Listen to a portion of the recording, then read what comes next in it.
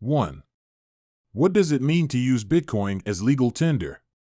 Unless citizens can demonstrate that they do not have access to the necessary technology, they can use Bitcoin as a form of payment if BTC is treated as a legal tender in their respective jurisdiction.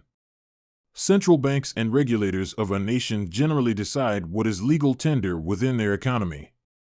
This means that whatever form of value they deem fit to be a legal tender can be used to pay for goods at shops. For instance, $10 notes and 50-cent coins are legal tender in the United States. Making Bitcoin BTC legal tender means that when someone wants to pay for a cup of coffee, they can use BTC to pay for it. Without a central bank declaring Bitcoin as legal tender, the risk of accepting BTC for goods sold would be with the shopkeepers. If the central bank has explicitly declared Bitcoin as legal tender, then it becomes an official form of value exchange within the economy. The rise of Bitcoin and a few other decentralized cryptocurrencies have also catalyzed several central banks to consider digital currencies as a more robust alternative to fiat currencies. As a result, many countries including China, the United Kingdom, the US, and India are all working on their central bank digital currencies, CBDC. With these countries, the rationale for embracing digital currencies is to achieve better traceability and control of every unit of money in the economy. This traceability will help them with calculating taxes more accurately and identifying money launderers, but more importantly, spotting any accumulation of wealth and come up with policies to keep it within their economies. 2. What factors generally catalyze a country's adoption of Bitcoin as legal tender? Typically, there are macroeconomic factors that a country is looking to manage through the adoption of a currency as legal tender. In order to make Bitcoin legal tender, these factors should coincide with visionary leadership. Despite that, central banks are getting into digital currencies. There are countries with more fundamental problems that just a digital version of a fiat currency may not solve. For instance, countries like Argentina and Venezuela have suffered from hyperinflation for years and can do with a form of currency that derives value from much beyond their own economies. There are also countries like El Salvador, Panama, Guatemala, and Honduras, where a big percentage of the GDP is contributed by remittances. This paves the way for a form of value exchange that is not restricted by national borders. For instance, 24.07% of El Salvador's GDP in 2020 came from remittances. One more consideration for countries is the extent of financial inclusion in their economies. While the customer journey around cryptocurrencies is by no means user-friendly, it must be said that hyperlocal experiments in creating an ecosystem on Bitcoin in countries like El Salvador have seen some success. With remittances contributing to the economy in a big way, digital currencies can not only help financial inclusion but also achieve cost savings on remittance fees. It should also be noted that regimes that roll out Bitcoin as legal tender have claimed to be bringing financial inclusion to its population.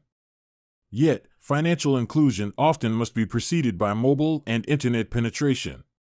Without the digital infrastructure, a digital currency will not be able to solve the problem of financial inclusion all by itself. So, which countries have adopted Bitcoin as legal tender and how have they done it?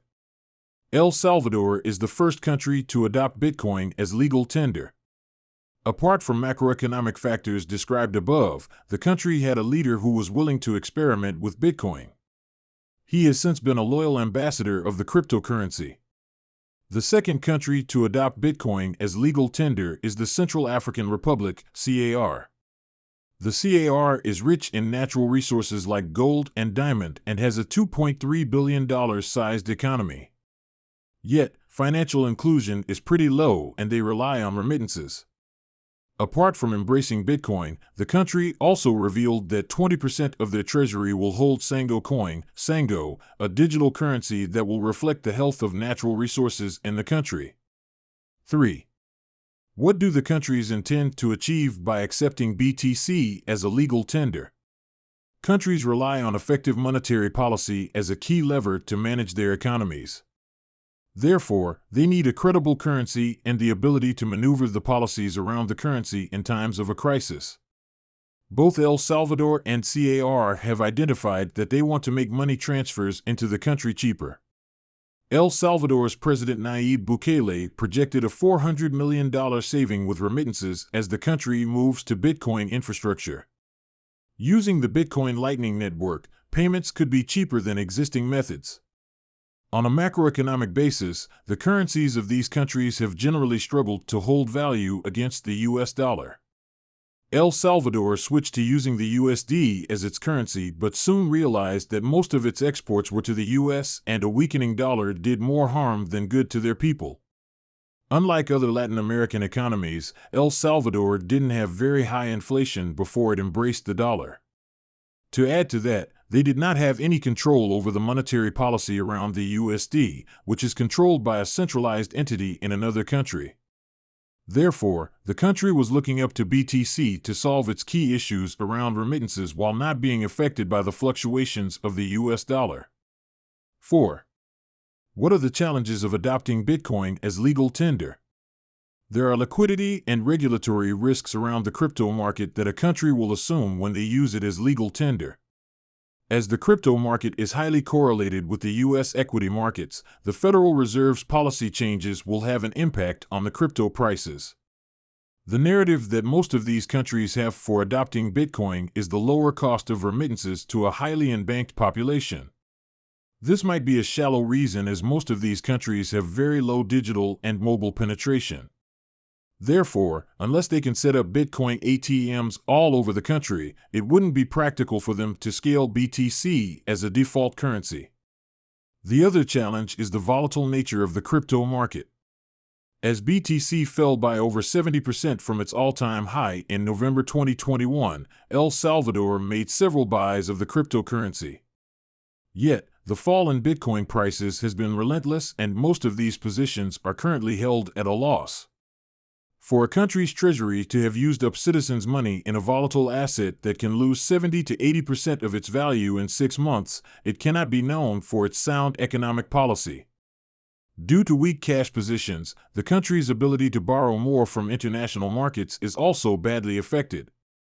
On another note, Bitcoin regulations are largely driven by national regulators. Due to the decentralized nature of the cryptocurrency, banning BTC in one national jurisdiction does not directly affect its legal status in another jurisdiction. Yet, when a country like the US comes hard on cryptocurrencies through regulations, the market reacts to it. The price action that results can affect all countries that use Bitcoin as legal tender or as a reserve currency. 5. Which countries are banning Bitcoin and other cryptocurrencies? Banning a global technology and economic paradigm like BTC is not the best approach for governments to protect their citizens from the risks of this asset class. It is by hand-holding them through the journey, educating and setting the right controls in place that safeguarding retail customers can be achieved. There have been several bans on BTC, other cryptocurrencies, and cryptocurrency mining across the world. China banned cryptocurrencies in 2021 in light of its central bank digital currency, and it also affected Bitcoin mining. As a result, the BTC hash rate fell in 2021. But the industry was brought back to its feet by a rise in Bitcoin miners in the United States. In 2022, India took a harsh stance on cryptocurrencies. If history is something to go by, every time there is a ban on this asset class in one part of the world, another region taps into the opportunity. Therefore, until there is a coordinated ban on cryptocurrencies across the world, it is extremely hard to curb the growth of BTC and digital assets in general. Countries looking to ban cryptocurrencies to protect their citizens who are retail investors are likely not going to succeed. A more collaborative and democratic approach will help them achieve their objective of protecting retail investors.